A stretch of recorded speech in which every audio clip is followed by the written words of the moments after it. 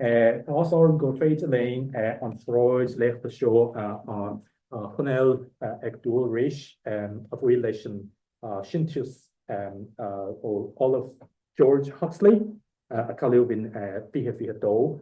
So thanks to everybody for coming to this annual Bergin lecture. So we have the series running again because of the generous contribution by the late Professor George Huxley to the dedicated fund for this lecture series. So the one voucher who rave are Nuif Conturnocht and Dr. Patrick Moran. So you all know Dr. Patrick Moran is a senior lecturer now in classics in the University of Galway.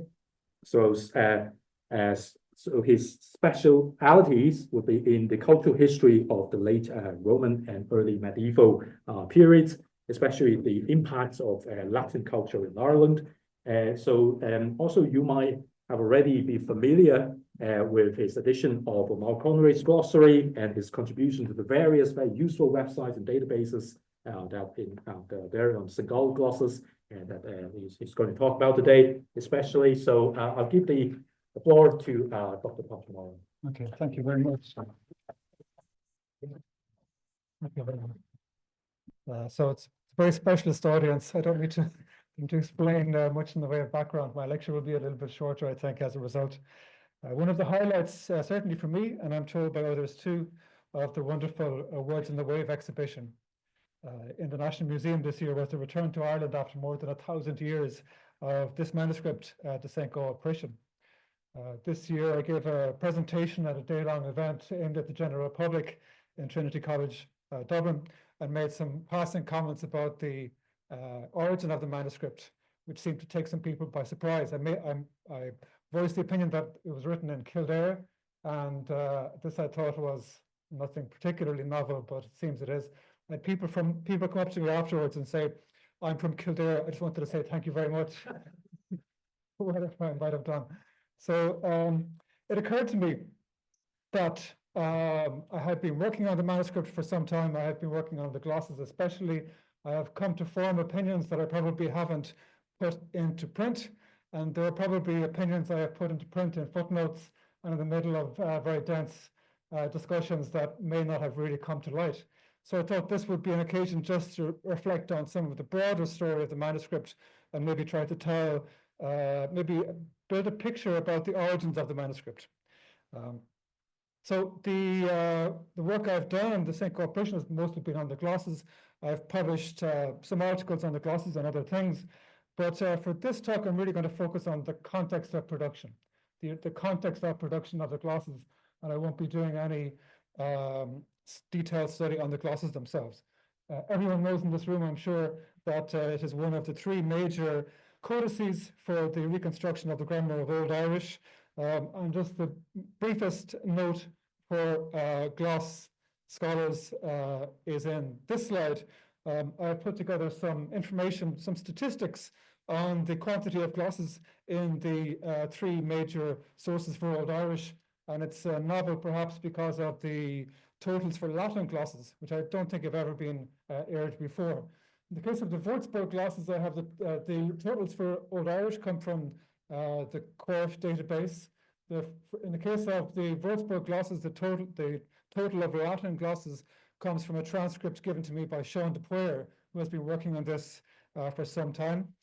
For the Milan glosses, the total of Latin glosses comes from Aaron Griffith, who has transcribed the glosses without telling anybody, and they're available in the Corf database.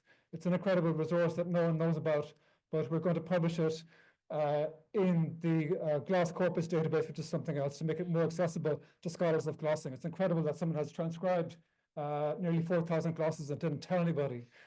So this is extremely valuable work that Aaron Griffith has done. And the St. Gall glosses are published all on the St. Gall website. You can see what quantity of the total glosses. The Irish glosses are in green. It's interesting to note the distributions of glosses between Irish and Latin between the two manuscripts. Würzburg about 50-50, Milan about 2/3 Irish, St. Gall about 1/3 Irish. There's an inversion of proportion there comparing Milan and St. Gall. Of course, if you work on glosses, you know that you can't make a strict divide between Irish and Latin because they're very often mixed. So these figures are somewhat approximate. It's also worth noting the small size of Würzburg, something that I forget, particularly working on electronic resources, not being in libraries working on physical books. You tend to forget the quantities of things sometimes. But Würzburg is relatively a very small manuscript, 36 folios or 72 pages, and it has a much greater density of glossing than the other two. So this is just to place a survey of the three manuscripts and place a contextualization of the place of St. Gall in the study of Old Irish from these three major corpora. As I say, the main focus of this talk would be to try to sketch out in as much detail as possible the context of production of the manuscript, rather than the study of the philological study of the glosses themselves. So I'll give a very brief overview presentation first for anyone who may be unfamiliar with the St. Gall Priscian. It's a parchment manuscript of 120 folios. The folios were paginated up to number 249 by the librarian Ildefonse van Arx around 1824, and he missed 9 numbers when he skipped directly from 78 to 88. So he sort of updated the wrong digit. I imagine that paginating a manuscript is a very boring job, and it's easy to imagine how someone's attention might slip in this way. The pages are folio in size. That is, they're large size. They measure about 39 by 28.5 centimeters. Each page would have been produced from one complete animal hide. This is therefore a manuscript with very large dimensions. In fact, according to the data I have put together so far on the Manuscripts with Irish Association's website, or MIRA, of the manuscripts that are from Ireland in the period before 1000, the St. Gall Priscian stands at the left of this graph. It's considerably the largest manuscript from of the period. The Milan glosses is number 2. Well, there's some manuscripts in joint second place, you might say. Milan glosses are next, and the MacRego Gospels. Priscian is by far, it seems to be the largest surviving manuscript from the early Middle Ages, and as such it's comparable with the great later medieval manuscripts in its dimensions, such as the Laobrac, the Book of Iwanya, or the Book of Ballymote. It's also the largest surviving Irish copies of Priscian, much larger than the Karlsruhe, Leiden, and Milan fragments. So the choice of size of the book tells something about the status of the book in the minds of people planning it. The physicality of the manuscript, the physical material, is going to reveal some very exciting results in the DNA work currently being carried on by Dan Bradley and his team in collaboration with Padraig O'Mahon and Nicole Vormering. And I've seen, if you were at the presentation they gave this June earlier this year, I think it was June, they presented some preliminary results about the manuscript. Very exciting indeed. And they have confirmed, if you don't know, that the DNA analysis shows that it was most definitely produced in Ireland, which certainly settles that question. There will be a lot more to come out there. Indeed, the economic implications will be very much revealed as well. So I'll make some general comments for now. First of all, 60 bifolia are in the manuscript. That represents 60 whole animals, which is a very considerable economic investment. Calves whose skin was used for parchment production were typically less than 6 months old. And that's not economically efficient, since animals reared for production are generally slaughtered around the age of 2 years. The price, if you wanted to buy a 6-month-old weanling bull in an Irish mart today, prices start at an absolute minimum of €1,000 and often go very significantly higher for continental breeds. So if you decide for your Christmas project to make an exact replica of this manuscript, you need to put aside about €60,000 just to produce, just to buy the material for the parchment. It's a very considerable investment. Now, of course, I can't compare our economy today to the economy of the of the 9th century. But at the same time, it's just worth pointing out that this is a very considerable financial investment in any period. Despite that investment, the scribes frequently complain about the poor quality of the materials, and these complaints are very well known in the marginalia published in the Thesaurus and elsewhere. Is gone in memram agus geschriven. The parchment is thin, I think, is the best interpretation for gone here. And this is borne out. You just have to look through the manuscript to see that there are holes in almost every page. This is probably an extreme example. The parchment is often sort of semi-transparent. It's often very fatty, and clearly when it was stretched on frames, these holes emerged. It's very clear from the alignment of the holes what's happening here. They appeared when it got stretched on a frame. It's very, very obvious. So the parchment is also frequently stitched, as you can see in the right-hand column, and patched up in various ways. And it's also sometimes irregular in its outline. This is, I'm not going to talk about glosses, famous glosses. This is, which one? It's Léacht on the top of the page. And you can see the irregularity of the right-hand side.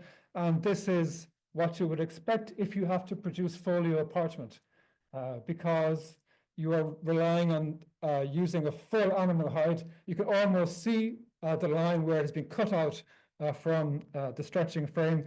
If you're producing smaller pages, you have more flexibility in where you can cut. But when you have to use the full skin, then you end up with these kinds of imperfections, depending on the size of and the quality of the skin available. So in relation to the production, first of all, this is one of the marginalia complaining about the materials. This is also probably very well known. Memram nawe, druch dovon the eber nahal, new parchment, bad ink. Oh, I won't say any more. The question for me that I haven't figured out yet is, what does new parchment mean? And why is new parchment a bad thing? Presumably there is a period of aging before the parchment was found to be of ideal quality for use. And this is something that I am still investigating. If you have any comments about what new parchment means, I'll be very interested to hear. The other mark on this page, what looks like an OX, it's really a Q, is a quire mark, a quire signature. This is the end of quire number 13. This manuscript in total comprises 17 quires, and all the quires are quaternions. That is, they comprise of 4 bifolia folded. That is 8 bifolia folded. That's 16 folia. They all have quire signatures. The quiring is very regular compared to other Irish manuscripts. For example, the Milan glosses has very irregular quiring and very large quires in some places. But these are all 8. In 2 cases, the original quires were made up of 10 bifolia, and 2 pages were cut away, producing 8. Okay, that maybe need to check those numbers, but they're all quaternions is the main point. And the last quire 17 at the end of the book stops mid-sentence in Prussian book 17. So the text obviously continued. And looking at other Irish manuscripts where all 18 books of Prussian are still preserved, we might reasonably infer that this book was originally a full copy of Prussian. Only when I prepared this talk, I realized how big book 18 of Prussian actually is. It's just one book. Actually, the part that's missing, all of book 18, part of book 17, accounts for about a quarter of the entire work of Prussian. So if the manuscript was fully intact, as we imagine it must have been, it would have continued for a further 78 pages and would have taken up another 10 quires of quaternions. Would have been a total 316 pages and 27 quires. The fact that it's cut off in book 17, early in book 17, is probably not a coincidence. Prussian circulated on the continent in 2 forms. Prussian Major, Priscianus Major was the full text of 18 books. Priscianus Minor is mentioned in catalogues as 16 books of Prussian. The books 17 and 18 are focused on syntax. They're very novel. They're extremely difficult because they mostly comprise quotations from Greek, but they're not so useful. For that reason, just the 16 books circulated, 17 and 18 were sometimes extra. And if someone at some point in this manuscript's life had just a version of Priscianus Minor and wanted to supplement it with books 17 and 18, they presumably pinched the remaining folios for that particular purpose. It fits with the transmission of the text as we know it. So again, trying to sketch out the production of this manuscript after making these brief remarks about parchment, which I think, as I say, we will see very exciting results from Dan Bardley's team in the future. We can look at pricking. The manuscript is pricked throughout, probably with a penknife. I think on this slide, I can't see it from this angle, but hopefully you can see that they're pricking with a penknife, and indeed there's a double pricking, a larger hole and a smaller hole slightly below, where I presume the pages were folded and pricked and then pricked again, and the remaining impression from the first pricking comes through. I think there are 39 lines on a standard page, although in some places, for reasons it's very hard to fathom, the scribe writes much more densely and many more lines, and I haven't found the answer for that or the reason for that. But in any case, it was pricked, the lines generally followed, and also just in relation to the parchment and parchment preparation, I would mention that it was later trimmed. Probably, well, it was rebound in St. Gall in the 13th century. The trimming might have happened at that time. We don't know anything, as far as I know, about the earlier binding, although it's possible that John Gillis and Padraig O'Mahon, who worked in the manuscript in the last year, may have more information about that. But you can see here that there's clearly a line of text cut away. It's not uncommon. And originally the manuscript must have been at least 1 centimeter taller. And it's a pity to imagine all the beautiful marginalia that might have been cut away in the process, just like this. Now, turning to the writing, after parchment production, there were 2 main scribes. This fact is well known, also probably well known as the fact that the scribe of the first part is Moel Padraig. So the second scribe takes over at page 157 and writes Hucusque Calvus Patricii de Pinxit. Moel Padraig, Calvus Patricii is a Latinization of that name, wrote as far as here. So this is the point where he takes over, and it's really in the final third of the surviving book.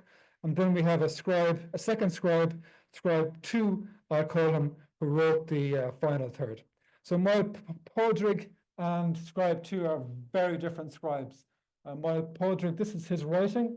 It's very careful, it's very consistent and regular, and it's very clear to read once you get to grips with the basics of Irish minuscule. Scribe 2 is an altogether different kettle of fish. You can see here that, perhaps you can see here that there's quite a difference in the style of the script. It's much more compressed. It's a much more vertical script compared to Moel Padraig's writing. And Scribe 2 indulges himself in the beginning in lots of flourishes. So you see long sort of dagger-like initials, and you see split descenders, sorry, dagger-like descenders, and you see split descenders very often in P, S, and F. But Scribe 2 likes to vary his writing quite a lot. So this is the kind of thing he does regularly, especially at the ends of lines. This is not uncommon in Irish writing, but he allows himself the liberty to write very elaborate forms. Sometimes when he gets bored, he does so in the middle of lines as well. And the writing very quickly descends from this formal writing, very vertical, to a much more cursive style. And it's very reminiscent of the remarks that O.I. Best made about the scribe of the Milan manuscript, that if you look at 2 separate pages, you would quickly assume that they are 2 different scribes.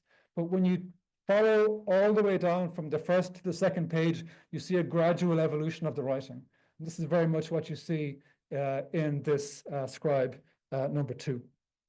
The writing becomes very informal and indeed very varied. Okay, and it's scribe number 2 who is responsible for the marginalia, the many marginalia that record for posterity his own passing thoughts. This is a graph.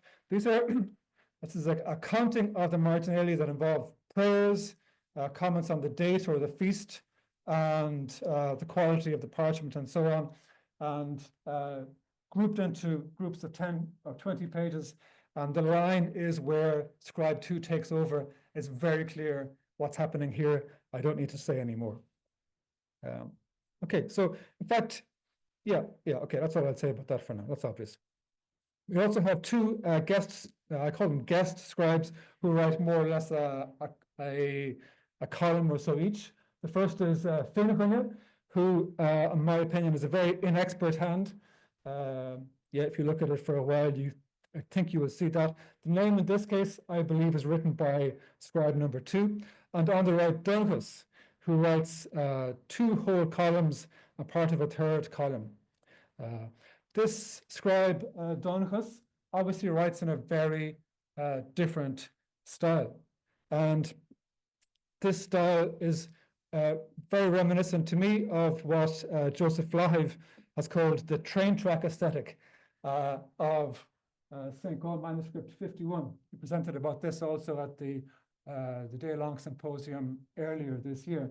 It's a very vertical, very square, very compressed style of writing, and this is a style that Joseph Léacht has argued is characteristic of, for example, the Stowe Missal and other manuscripts which can be localized to the area around Law, Terryglass, or Burr. And you can form your own opinion, but in my opinion, this is strikingly similar to that style of writing, perhaps a style from that area, although I will come back to that comment a little bit later.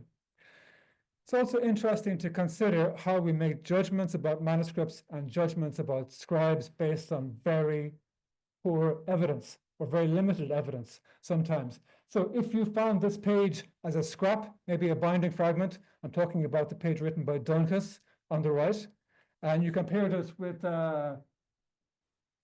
Gall 51 and accepted the similarity.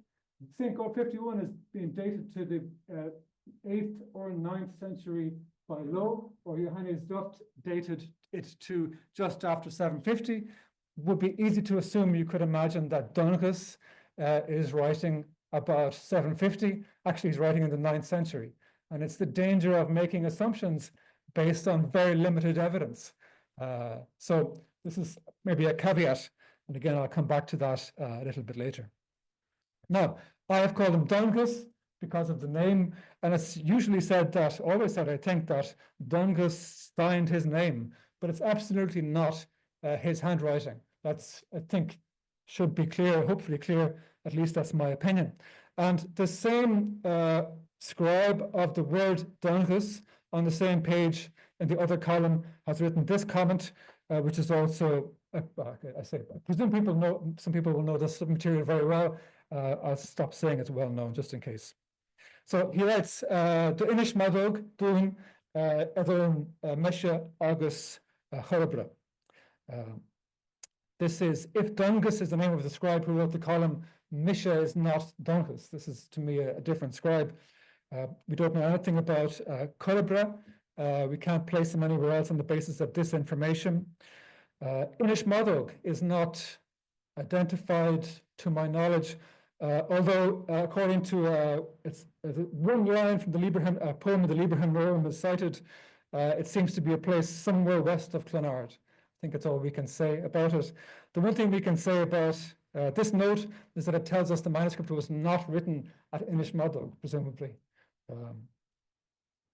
But in fact, I think that based on the writing and the color of the ink in this particular place, it's very plausible to me that the scribe of this comment and the person who wrote the name Donchus is possibly the main glossator.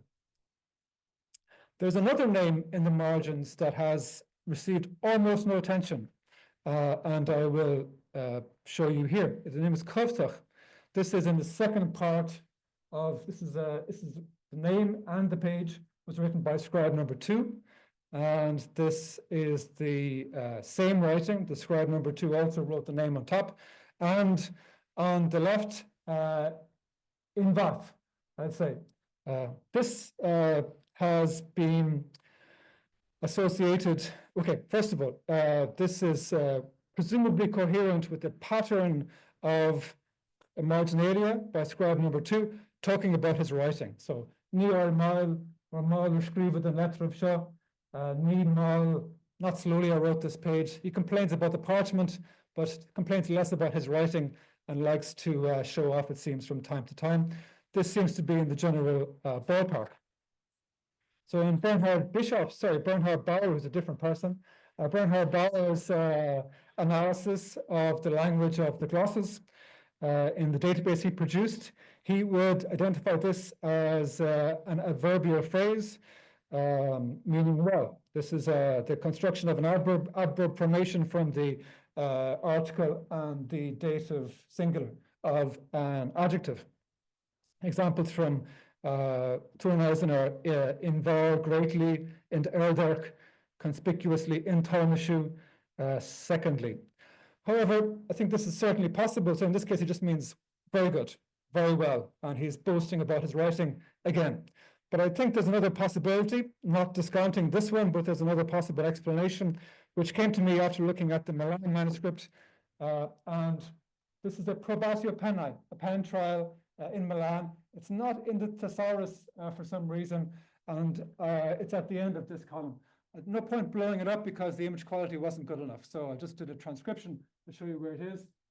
In Martin Dovso Avne, is this ink good? So that's a pen trial. So it's a very nice pen trial because it's one of the few pen trials that tells you it's a pen trial. They generally don't. He's telling you why he's writing it.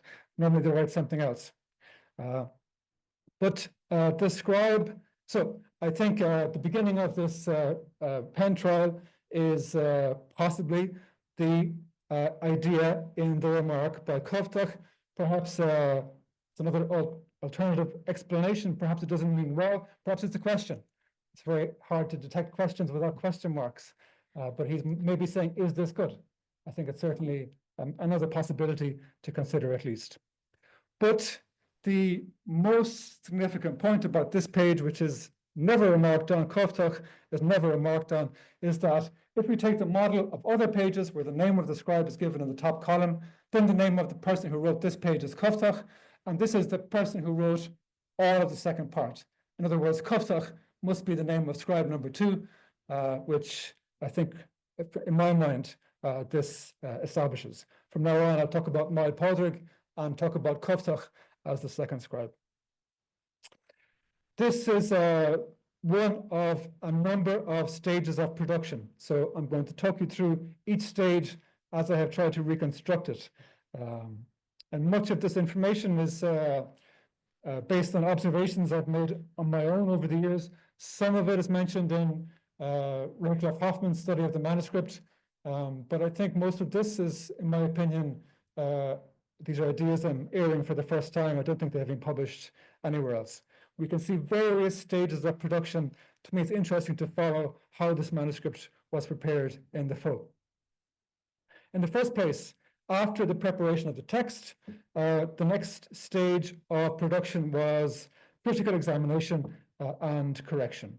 And this is evident in two types of activity. First of all, we see various very copious corrections, and these are very clearly in the hand of another scribe. And I believe, although there are similarities with the formal style of Kovtach in the beginning, I don't see that this is the same hand at all. So this is another hand correcting the text. It's very obvious that it's a different hand in the marginal corrections, which are often additions missing from the text. The writing of Mael Podrig very clearly. But they're also very frequent. It's very frequent that you see erasures of words. This same scribe in this very characteristic hand writes the correction, and you can see this also on the top line at the end of the column on the left here. This critical examination of the whole text must have taken a considerable amount of time.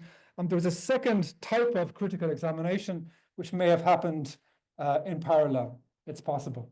And that is the addition of critical marks. These are fascinating and actually very mysterious.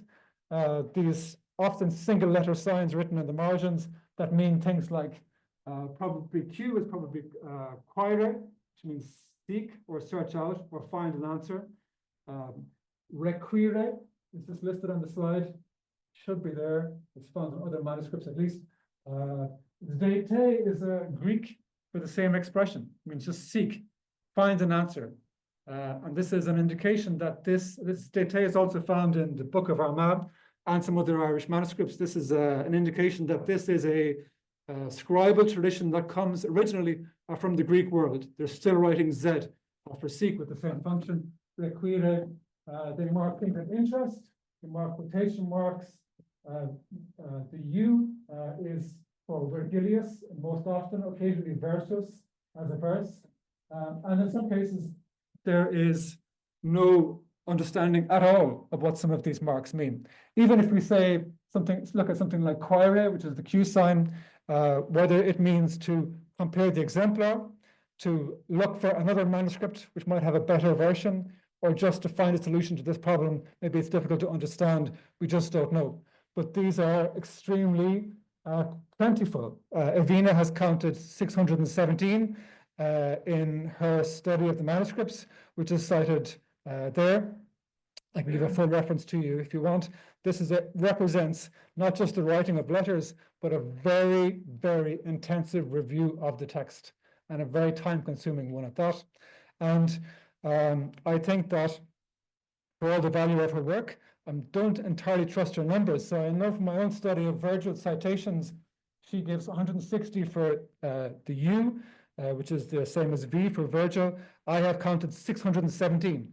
So there are well over 1,000 of these marks, and it's worth reflecting on the effort it took to record all of these marks.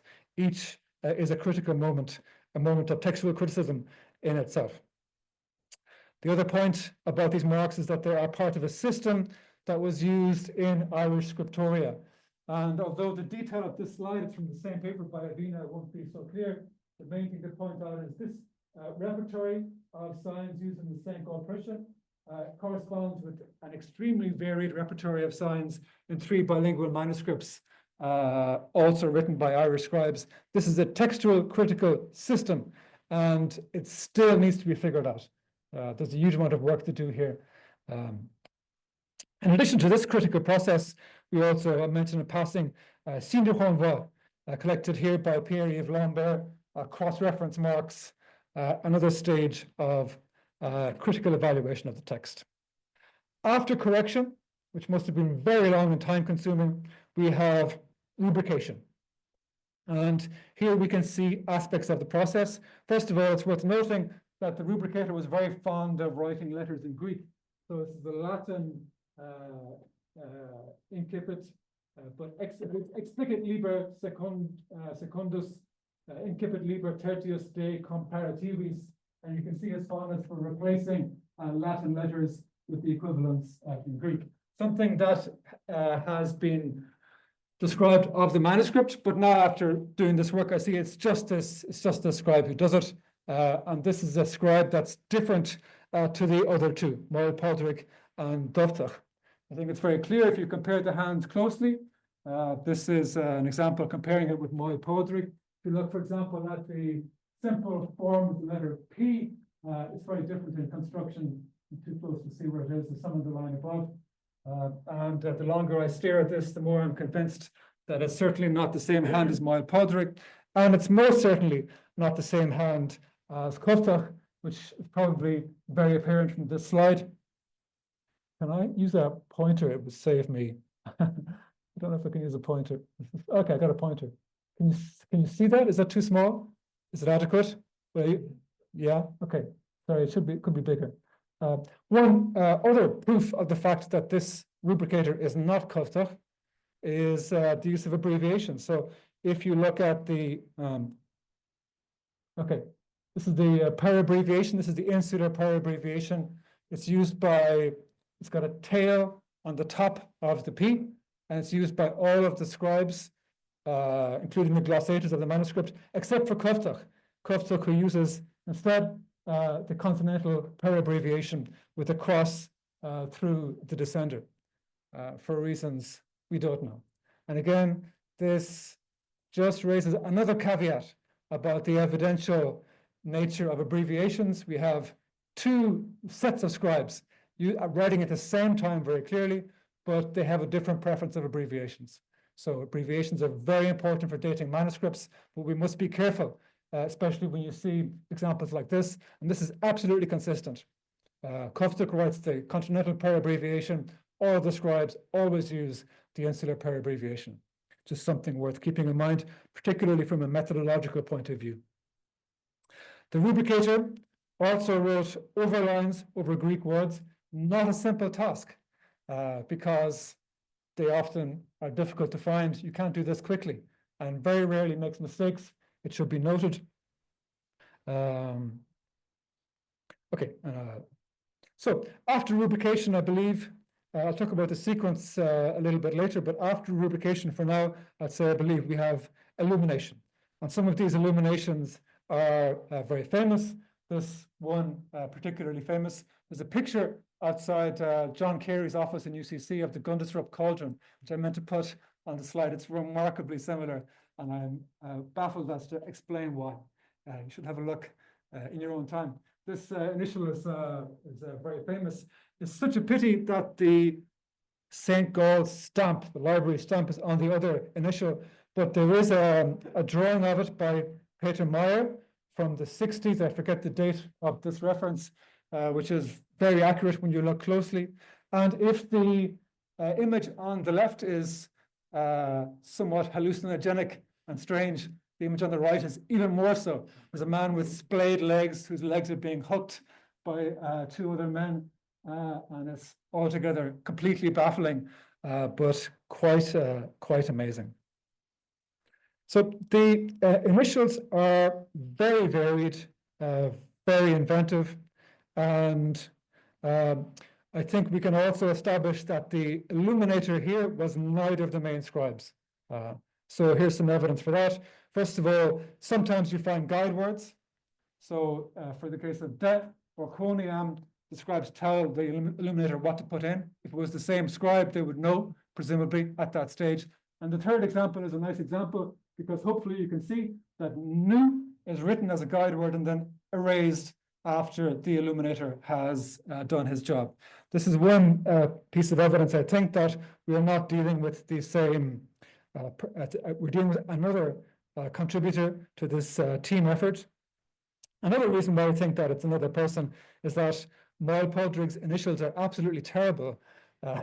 And I cannot believe that someone who writes large letters like this could possibly be the same artist who produced the illuminations I've seen earlier.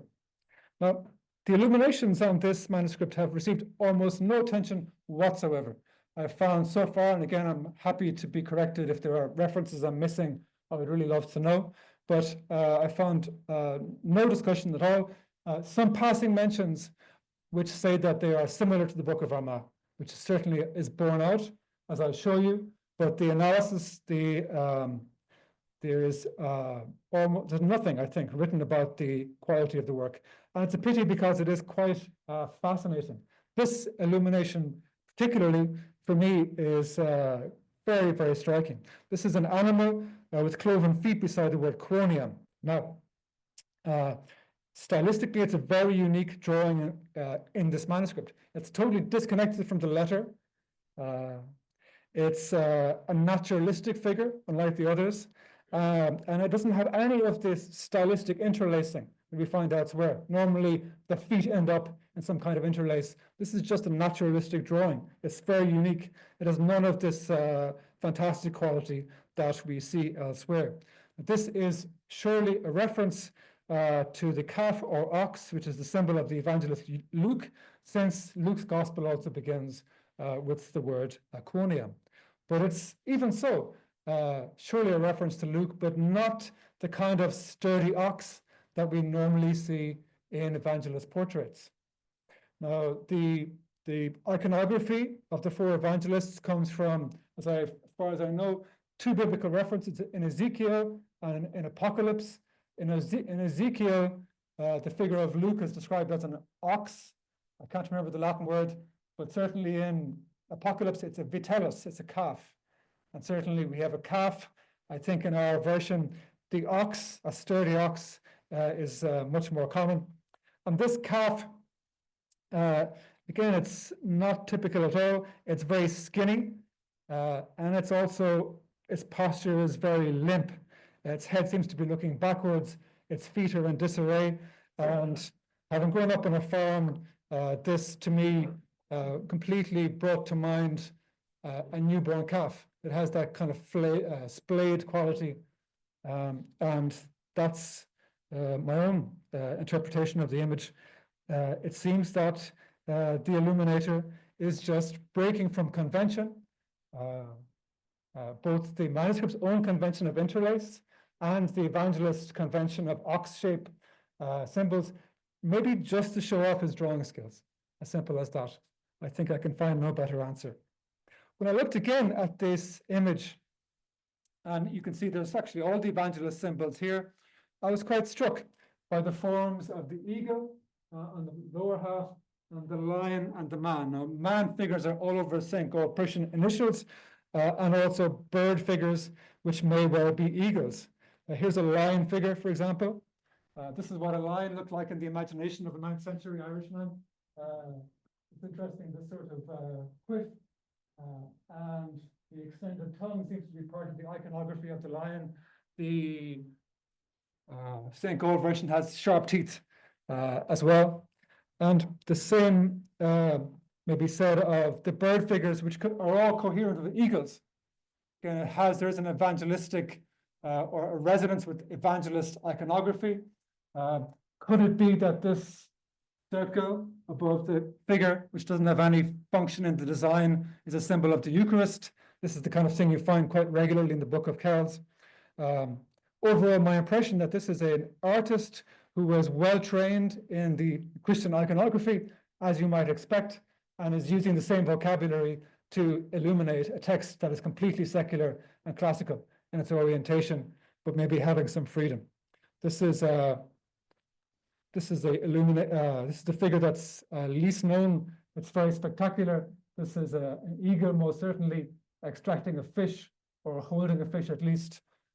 This is a very Christian image if you think of it in the context of the evangelist's iconography. The fish, of course, is a symbol of Jesus as well. And I noticed also this other parallel with the Book of Armagh, which I find very striking. This is the beginning of the text of Luke, Quoniam. And here we have a fish also at the same word in part of the St. Paul-Prussian. The function of the fish, I don't see any function in relation to the Gospel of Luke. There's nothing contextual. It's obviously a generic Christian symbol, but this seems to me to be a very close visual parallel, which doesn't have any textual basis, but it's presumably an artistic tradition. And it's possible, indeed, that this is just inspired by the Book of Armagh.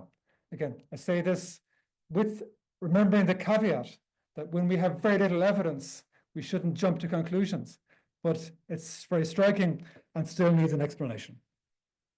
I'll make some remarks next about the sequence of writing, and I think you can see it in places.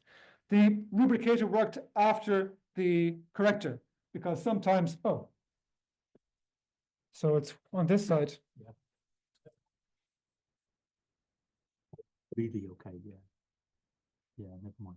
Maybe you keep talking, I don't. Okay, so yeah, okay, you have to look on this side, I'm afraid. Sorry, Victoria. So what you see is sometimes that the rubricator writes straight through the corrections, and sometimes the rubricator makes space around the corrections. So the rubricator is working after the corrector, and it's hard to be sure, but I think that the illuminator is working after the rubricator. I can't find very clear evidence, but this is one piece of evidence where the illumination just goes through the red. So I think this is another sequence.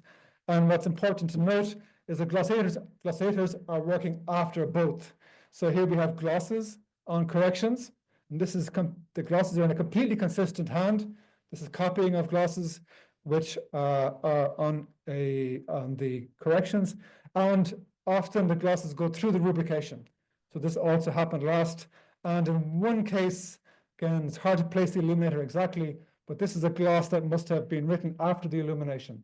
So the sequence then is corrector, then rubricator, then illuminator, then glossator. And we have altogether about 9,500 verbal glosses. This is well known. We also have 3,500 symbol glosses, which are very important, and I won't discuss them today, but they provide fascinating evidence for reading practice, and they were copied out methodically and very carefully. Despite their small size, they're not insignificant. I would count them as glosses because they're equally important. There are 14,000 glosses. About 90% are written by one scribe. And thinking about the team aspect of this production, Raycroft Hoffman identified up to 10 other scribes who produce about 10% of the glosses. So the number of people involved seems to be getting bigger and bigger the more you look. In the last part of my talk, I'll talk about localization, which is where I started. And I mentioned again the marginalia. So Cluftuch, scribe number 2, regularly starts with probatio pennae, which is like this. This has always been interpreted as Christe Benedict. In my opinion, it's not Christe Benedict, for the reason that the B of this probatio is not a B, but it's a Greek letter beta. And that's very clear. You can see on the page below. I have this, no, next slide. You can see that whenever they write beta in the context of Greek, they always add a loop on top. And this is very consistent throughout Irish writing. You see it here. You want to see it in the glossator on top. The B has an extra loop on top. And so the B of this probatio has a loop on top. This is a letter beta. Now, you might say this is a playful use of Greek. Greek for Latin, as we find with the illuminator, it's most certainly possible.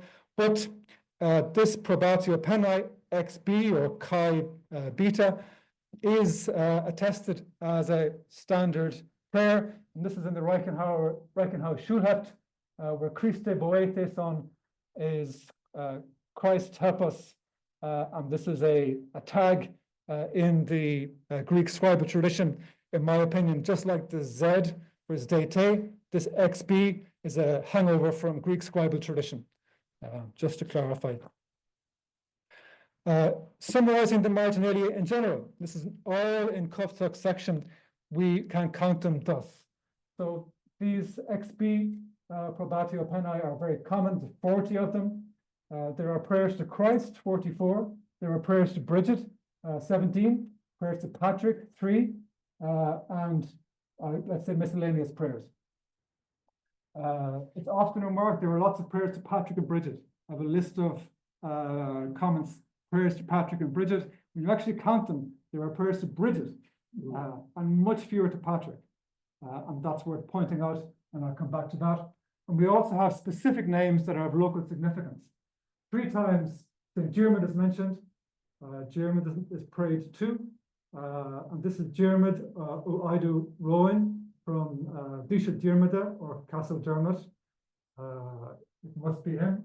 And we have a mention of Mochoi, of Noindramo, Finianus, and 2 saints, which are martyrs in the British tradition. The dating has been established really on the basis of these marginalia and just a few basic marginalia. This was done originally by Guterbach, Bruno Guterbach, as early as around, 1895, and updated by Padraig O'Neill. I'll move through this very quickly for the sake of time.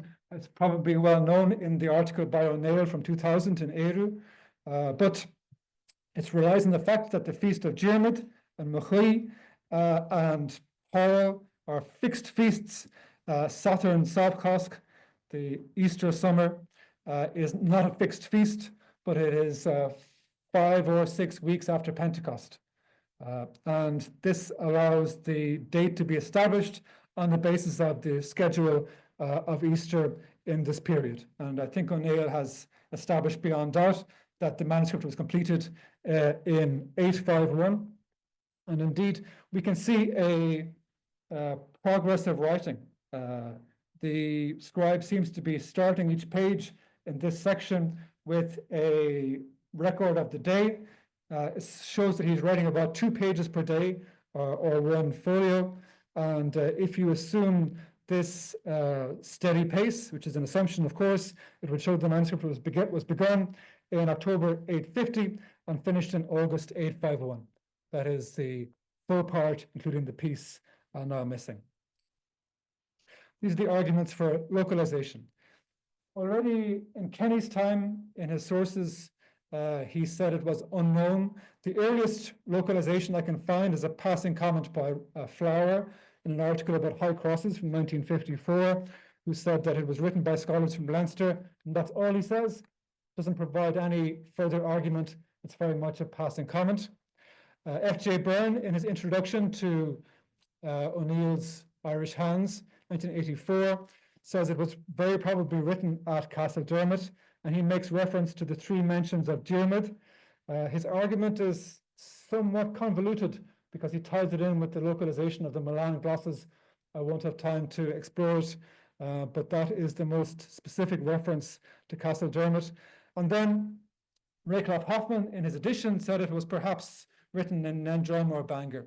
And since then, Nendrum or Bangor has become the canonical localization. It's everywhere. It's in O'Curran's Clavis. It's on the St. Gall eCodices website. It's in the Words in the Wave catalogue. I'm sure it's in Wikipedia. Anytime you look at this manuscript or references to this manuscript, it's always written probably in Nendrum or Bangor, and it all goes back to Raycliffe Hoffman's arguments. I've mentioned that Dunville, in his 3 Men in a Boat lecture, made comments which to me seemed to muddy the waters. He said it was a most untypical Irish product on the basis of the regularity of the choirs, which couldn't have been produced by Irish scribes who were by temperament irregular, one presumes. I wonder whether it was not written by Irish exiles on the continent where we have more continental discipline. And I think we can do away with that argument. It's certainly proven to be not true by the DNA evidence, not to mention other things as well. So let's review, for the last part of my talk, review Hoffman's arguments for Nendrum or Bangor. He says there's a main argument and there's some secondary considerations. The main argument is there's a mention of Machui, of Nendrum. Also, he says Finianus possibly is Finian of Movilla, who was a disciple of Machui, according to Raycliffe Hoffman, and an early abbot of Nendrum. And the secondary arguments are the cursive minuscule is of a Northern Irish type. Nendrum or Bangor, and Bangor suffered severely under Viking attacks. There was possibly a school at Nendrum. 2 glosses cite an authority, MG, who was possibly Mael Gavrid, or Gavrid, the abbot of Bangor, also quoted in the Milan glosses. And the celebration of the feast of Diarmid reinforces the link with Bangor, since Diarmid was a student at Bangor. So I'll move through these arguments in the time available very quickly, and I will start with the secondary ones. The cursive minuscule of the northern type is very hard to establish given the paucity of manuscripts that are localizable. I'll keep that question very open. The comments about Viking attacks on a possible school are completely irrelevant. Lots of places were hit by Viking attacks, including Castledermot, as it happens. Mael Gavrid is mentioned once as an authority. There's an enormous number of authorities mentioned in the Persian manuscript, and the Feast of Diarmid I'll come back to. One mention of Machui of Nendrum, to me, is, by my interpretation, is evidence that it was not written at Nendrum.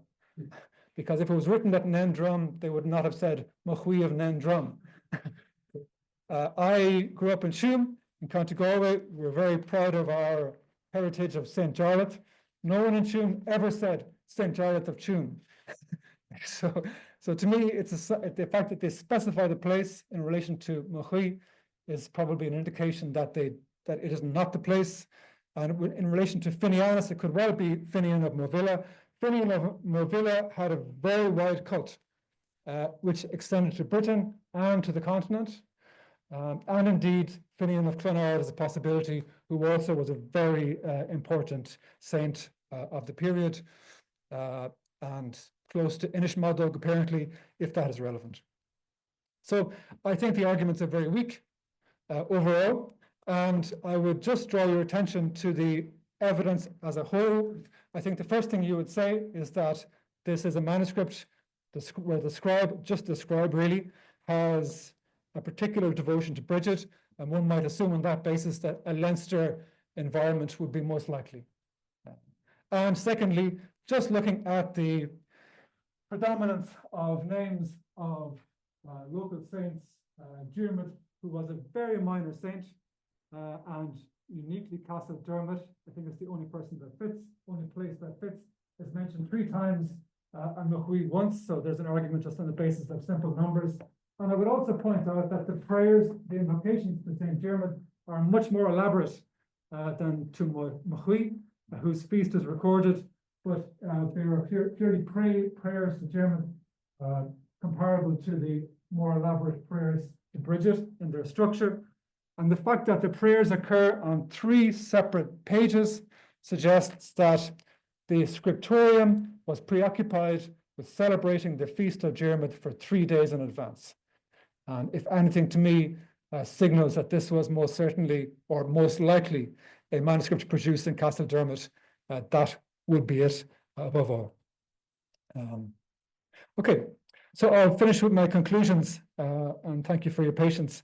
On the balance of evidence, I think we should absolutely dispense with the localization of probably Nindrum or Bangor. I feel it's very weak, and to my mind, I would validate the comments, the opinions of Flower and Robin Flower and F.J. Byrne, and say that this is surely a Castle Dermot manuscript for the reasons I've given.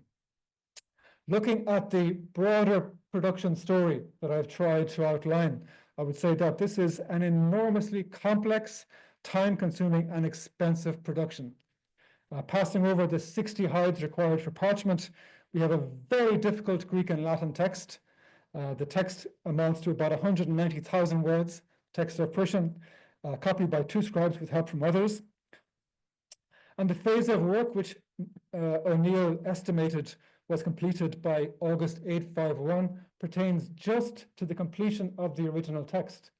So we can see there was a much bigger team involved after the completion of the text, who did the revision, the correction, who wrote over 1,000 technical signs, rubricated, provided the illuminated initials, and then provided a gloss commentary of about 14,000 glosses. How long that took, I have no way of estimating, but I would imagine it would have taken a very considerable amount of time and would have produced the completion of the whole book, not just the main text, into 852, 853, perhaps even longer. The greatest mystery to me of all, and it's a mystery I can't try to answer in this paper at least, is why, after such an enormous investment, this book was allowed to leave the monastery when it was brought to the continent.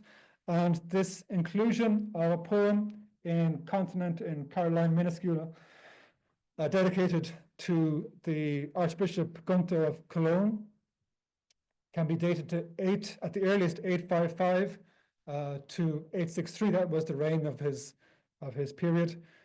So it came to the continent very quickly.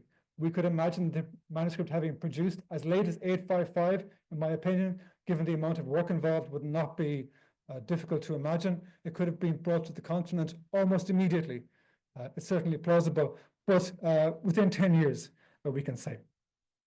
Perhaps it was taken by a traveler who hoped to find further glosses, better readings, and maybe then bring the manuscript back home. If that's so, the scholar would surely have been quite amazed to know that it didn't return again, until the year 2025.